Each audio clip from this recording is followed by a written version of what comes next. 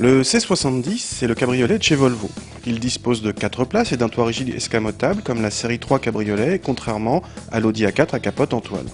Restylé en fin d'année dernière, le C70 arbore aujourd'hui une face plus expressive qui rappelle celle des XC60 et de la nouvelle S60. Notre modèle d'essai est doté d'un diesel D5, depuis peu remplacé par un D4 plus sobre.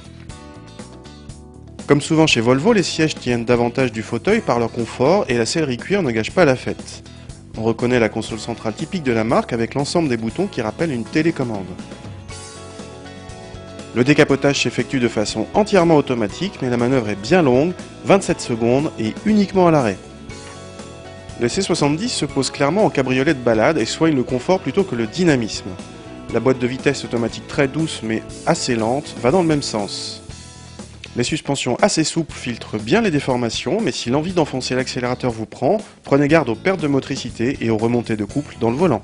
Strict 4 places, le C70 n'offre que 2 places à l'arrière, mais 2 places parmi les plus généreuses en habitabilité dans la catégorie.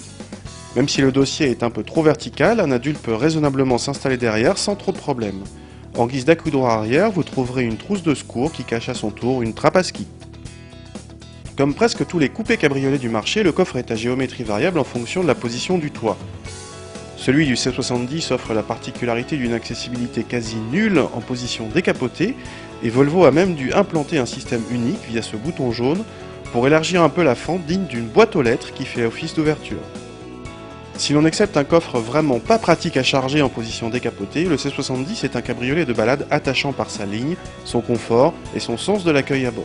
La motorisation D5 a disparu du catalogue pour laisser place à une D4, toujours dotée d'un 5 cylindres mais de 2 litres désormais, plus sobre, aussi puissante et sans malus écologique.